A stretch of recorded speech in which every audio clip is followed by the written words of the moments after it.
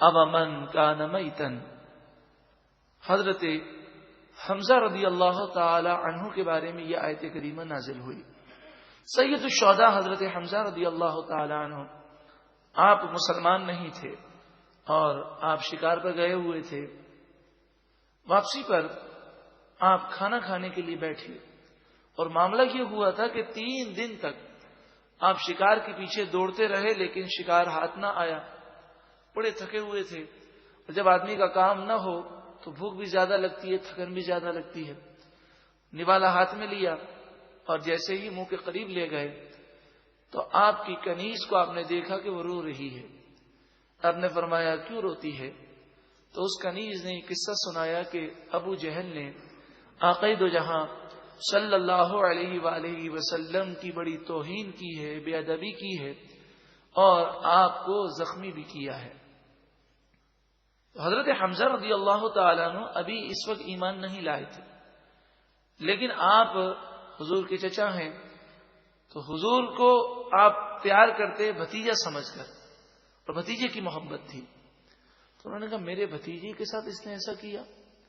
فوراً نوالا جو ہے وہ وہیں رکھ دیا اور کمان لی اور خانہ کعبہ کے پاس پہنچے۔ تو خانہ کعبہ پر اس وقت کافروں کا قبضہ تھا، تو خانہ کعبہ کے ارد گرد دیکھا کہ ابو جہل بیٹھا ہے، سارے کافر جمع ہیں اور بڑے فخر کے ساتھ وہ اپنے کارنامے سنا رہا ہے۔ تو حضرت حمزہ رضی اللہ تعالیٰ عنہ اس کے قریب بڑھے تو وہ یہ سمجھا کہ مجھے داد دینے کے لیے آئے ہوں گے، کہ یہ بھی تو ہمارے ساتھی ہیں۔ جب قریب پہنچے تو آپ نے فرمایا اے ابو جہل، میں نے تیرے متعلق یہ بات سنی ہے، کیا یہ بات سچی ہے؟ تو اس نے کہا ہاں میں نے ایسا کیا ہے، بس یہ سننا تھا کہ آپ نے اپنی کمان سے ابو جہل کو مارنا شروع کر دیا اور 7 جگہ سے اس کے سر کو پھوڑ دیا۔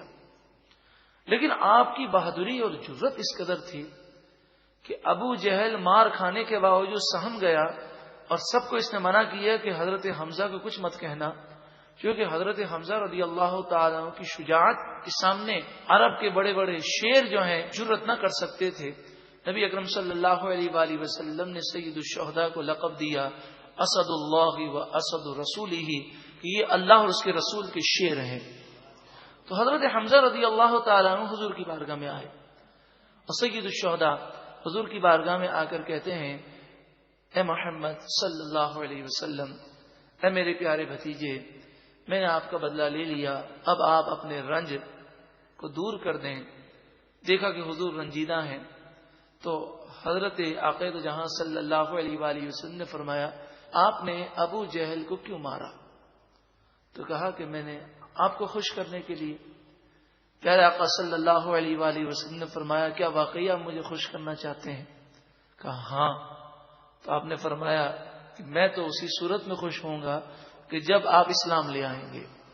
تو حضرت حمزہ رضی اللہ تعالیٰ عنہ کو یہ مقام و مرتبہ حاصل ہے کہ آپ اسلام لائے محبوب کریم کو خوش کرنے کے لیے، اور آپ اسلام لے آئے۔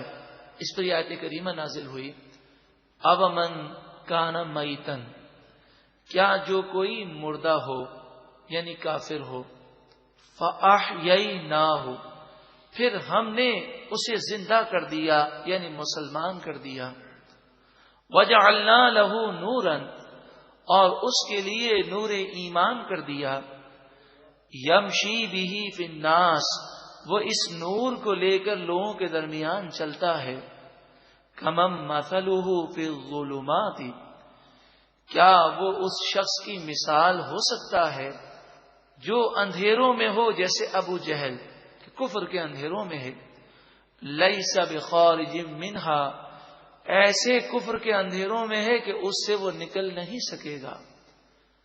حضرت حمزہ رضی اللہ تعالیٰ عنہ کی شان کو بیان کیا گیا، اور یہ آیت کریمہ اپنے حکم میں عام ہے۔ جسے بھی ایمان مل جائے، قرآن کا نور مل جائے، وہ یقیناً باعث سعادت ہے۔ اللہ تعالی ہمیں بھی نور ایمان اور نور قرآن نصیب فرمائے۔ کذالک، اسی طرح، زینا للکافرین ما کانوا یعملون، کافر جو برے کام کرتے ہیں وہ کافروں کی نگاہوں میں آراستہ کیے گئے۔ یہ پہلے بھی عرض کیا گیا کہ جب انسان گناہ کرتا ہے تو گناہ کرتے کرتے وہ ایک ایسے اسٹیج پر پہنچ جاتا ہے کہ اب اسے گناہ نہیں لگتے بلکہ اچھے لگتے ہیں. جب وہ اس اسٹیج پر پہنچ جائے تو پھر ہدایت ملنا بڑی مشکل ہوتی ہے. مسلمانوں کے بارے میں بھی آج میڈیا اور مغرب کی یہی کوشش ہے کہ مسلمانوں کے دلوں سے گناہوں کی نفرت نکل جائے. جب گناہوں کی نفرت نکل جائے گی اور گناہوں کو وہ اچھا سمجھیں گے تو پھر ان کی ہدایت کے راستے بند ہو جائیں گے. اللہ تعالی یہود و نصارہ کی سازشوں سے مسلمانوں کو محفوظ فرمائے. تو کافر اپنے برے کاموں کو اچھا سمجھتے ہیں. وَكَذَلِكَ اور اسی طرح جعلنا ہم نے کر دیا فی کل قریۃ ہر بستی میں اکابر مجرمیہا مجرموں کے سرداروں کو لیمکروا فیہا تاکہ وہ اس بستی میں فریب کریں اور لوگوں کو اپنی مکاریوں کے ذریعے دین سے دور کریں. اس سے مراد یہ ہے کہ اللہ تبارک و تعالی نے غضب کا اظہار ان معنوں میں نہ فرمایا کہ ان پر عذاب آ جاتا اور ان کی ڈھیل ختم ہو جاتی. انہیں ڈھیل دی گئی، یہ اس کی مشیت ہے. اس آیت کریمہ کے تحت مفسرین فرماتے ہیں کہ حضرت آدم علیہ السلام سے لے کر آج تک جس بستی میں انبیاء تشریف لے گئے یا جس بستی میں مبلغین سمجھانے کے لیے گئے تو وہاں سب سے بڑا مسئلہ اس بستی کے سردار ہوتے ہیں یا عہدیدار ہیں یا منصب والے ہیں یا مالدار ہیں یا حکومت والے ہیں، کیونکہ عوام ان کے پیچھے چلتی ہے. اسی لیے آج اگر آپ ایجنسیوں کی معلومات حاصل کریں تو آپ کو یہ بات واضح طور پر معلوم ہوگی کہ ایجنسیاں جب کسی ملک میں بے حیائی پھیلانا چاہتی ہیں، کسی ملک میں دین سے دوری وہ پیدا کرنا چاہتی ہیں، یعنی وہ ایجنسیاں جو کافروں اور یہودیوں کی ہیں، تو وہ کیا کرتی ہیں؟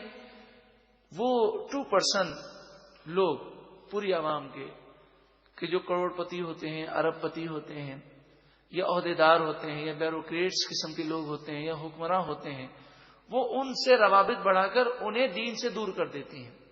جب وہ دین سے دور ہو جاتے ہیں تو 98% عوام تو انہیں کے پیچھے چلتی ہے. اور آج بھی یہی ہوتا ہے کہ ہمارے خاندان کے اگر کوئی بڑے لوگ گمراہی کی طرف راغب ہو جائیں تو لوگ کم از کم اتنا تو کرتے ہیں کہ اگر ان کا ساتھ نہ دے سکیں تو اس کاموں کو برا بھی نہیں سمجھتے. ہمیں یہ نہیں کرنا، ہمیں یہ نہیں دیکھنا کہ کون کیا کر رہا ہے، ہمیں یہ دیکھنا ہے کہ ہمارے رب کا کیا حکم ہے.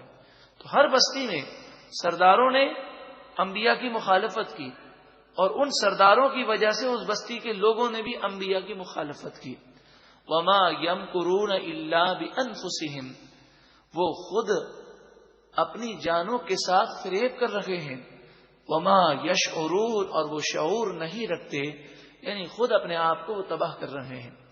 وَإِذَا جَاءَتْهُمْ آیَةٌ اور جب ان کے پاس کوئی نشانی آتی ہے، قالوا وہ کہتے ہیں لن نؤمن حتى نؤتى مثل ما اوتی رسل اللہ ہم اس وقت تک ایمان نہیں لائیں گے جب تک ہمیں وہ وحی نہ مل جائے جو وحی رسولوں کو عطا کی گئی. یعنی وہ اعتراض یہ کرتے ہیں کہ ہماری پوری بستی میں ایک ہی ذات پر وحی کیوں نازل ہوئی، انہیں ہی نبی کیوں بنایا گیا؟ ہر ایک پر وحی نازل ہو اور ہر ایک فرشتے کو دیکھے. یعنی گویا کہ انہوں نے اپنے آپ کو انبیاء کے برابر سمجھا. اللہ تعالی جسے نبی بناتا ہے اسے مقام و مرتبہ عطا فرماتا ہے. اللہ اعلم حیث یجعل رسالتہ اللہ خوب جانتا ہے کہ اس کی رسالت کا زیادہ مستحق کون ہے اور وہ کسے نبی بنائے کسے رسول بنائے. اللہ تعالی خوب جانتا ہے. سیصیب الذین اجرموا صغار عند اللہ ان قریب مجرموں کے لیے اللہ کے پاس ذلیل کرنے والا عذاب ہے. وعذاب شدید اور عذاب شدید ہے. بما کانوا یمکرون اس وجہ سے کہ وہ فریب کیا کرتے تھے، گناہ کیا کرتے تھے. اب آیت 125 سورۃ الانعام، یہ وہ آیت کریمہ ہے جس میں شرح صدر کا ذکر ہے۔ شرح صدر کے پہلے معنی سمجھ لیجیے۔ شرح صدر کے معنی یہ ہے کہ اسلام کے لیے سینہ کھل جائے، عبادتوں میں لذت محسوس ہو، گناہوں سے نفرت ہو جائے اور عبادت کرنا اس کے لیے آسان ہو جائے، اسے کہتے ہیں سینہ کھل گیا۔ اللہ تعالی ہم سب کو شرح صدر عطا فرمائے اور ہمارے لیے نیکی کرنا اور گناہوں سے بچنا آسان فرما دے۔ فَمَن يُرِدِ اللَّهُ أَن يَهْدِيَهُ، جسے اللہ تعالی ہدایت دینا چاہتا ہے، یشرح صدرہ للاسلام، اس کا سینہ اسلام کے لیے کھول دیتا ہے۔ وَمَن يُرِدْ أَن يُضِلَّهُ، اور جسے اللہ تعالی ناراض ہو کر گمراہ کرنا چاہتا ہے، اس کے گناہوں کی وجہ سے ناراض ہو کر، یجعل صدرہ ضیقا حرجا، اس کے سینے کو تنگ کر دیتا ہے اور بھاری کر دیتا ہے، کأنما یصعد فی السماء، اس کی کیفیات ایسے ہوتی ہیں گویا کہ کسی کی زبردستی کرنے پر وہ آسمان میں چڑھ رہا ہے، بغیر سیڑھی کے اور بغیر رسی کے۔ اگر کسی سے کہا جائے کہ آپ اوپر چڑھیے تو بتائیے اس کے لیے کتنا مشکل کام ہے، وہ دیکھ کر کہتا نہیں یہ تو میرے بس کی بات نہیں ہے۔ ایسا ان کا سینہ تنگ ہو جاتا ہے۔ نماز اگر پڑھنے کا کہا جائے تو انہیں بہت بھاری لگتا ہے، نیکی کا کہا جائے تو انہیں بھاری لگتا ہے۔ اللہ تعالی ہمیں ایسے لوگوں کے زمرے میں شمار نہ فرمائے اور اللہ تعالی ایسے لوگوں میں ہمیں شامل فرمائے جن کے سینے ہدایت سے منور ہو گئے اور سینے کھل گئے۔ آپ نے دیکھا ہوگا بعض لوگوں کو نماز کی دعوت دی جائے تو گناہ کرنے کی وجہ سے ان کے سینے اتنے تنگ ہوتے ہیں کہ وہ وضو کر کے، بلکہ وضو تو کیا، غسل کر کے اچھے کپڑے پہن کر مسجد میں آئے ہیں نکاح میں شرکت کے لیے، اندر جماعت ہو رہی ہے لیکن وہ 4 رکعات نماز پڑھنے کو تیار نہیں ہوتے۔ یہ کیا ہے؟ یہ عبادت کے لیے سینے تنگ ہیں۔ کھڑے رہ کر 1 گھنٹہ انسان بات کر لیتا ہے، لیکن نماز کے لیے آئے اور امام صاحب لمبی قرات کر دیں، خصوصاً تراویح کے اندر، تو کھڑا نہیں رہا جاتا۔ اللہ تعالی ہمیں عبادت کا وہ ذوق عطا فرمائے جو اس نے اپنے نیک بندوں کو عطا فرمایا۔ حضرت فاطمہ الزہرا رضی اللہ تعالی عنہا نماز پڑھتی ہیں اور جب پہلی رکعت کا پہلا سجدہ کرتی ہیں تو سجدے کی وہ لذت پاتی ہیں کہ رات ختم ہو جاتی اور آپ کا سجدہ ختم نہ ہوتا۔ عرض کرتی ہے پروردگار راتیں بڑی چھوٹی ہیں، تیری بندی فاطمہ کا ایک سجدہ مکمل نہیں ہوتا۔ کذالک، اسی طرح، یجعل اللہ الرجس، اللہ تعالی نے اسی طرح گندگی کو رکھ دیا، علی الذین لا یؤمنون، ان لوگوں پر جو ایمان نہیں لاتے، ان کے دل گندے ہو گئے۔ اب جب تک توبہ سے اور اللہ کی بارگاہ میں رو رو کر وہ اپنے دل کی صفائی نہ کریں، اس وقت تک وہ ایمانی اور قرآنی نور سے منور نہیں ہوں گے۔ اللہ تعالی ہمارے دل کو صاف کر دے اور نور سے پر نور کر دے۔ وَهَذَا صِرَاطُ رَبِّكَ مُسْتَقِيمًا، اور یہ آپ کے رب کا سیدھا راستہ ہے۔ قَدْ فَصَّلْنَا الْآيَاتِ لِقَوْمٍ يَذَّكَّرُونَ، بے شک ہم نے آیتوں کو کھول کھول کر بیان کیا اس قوم کے لیے جو نصیحت قبول کرتی ہے۔ لہم دار السلام عند ربہم، نصیحت قبول کرنے والے، توبہ کرنے والے، شریعت پر چلنے والوں کو بشارت دی جا رہی ہے۔ لہم دار السلام عند ربہم، ان لوگوں کو خوشخبری ہو کہ ان کے رب کے پاس ان کے لیے سلامتی کا گھر جنت ہے۔ وَهُوَ وَلِيُّهُمْ، اور اللہ ایسے لوگوں کا دوست، مددگار اور مولا ہے۔ بما کانوا یعملون، اس وجہ سے کہ وہ نیک اعمال کیا کرتے تھے۔ اللہ اکبر۔ وہ یوم یحشرہم جمیعا، اور اس قیامت کے دن وہ اللہ تعالی تمام لوگوں کو جمع فرمائے گا اور فرمائے گا یا معشر الجن، اے جنات کے گروہ، قد استکثرتم من الانس، بے شک تم انسانوں سے زیادہ تھے، کثرت میں تھے.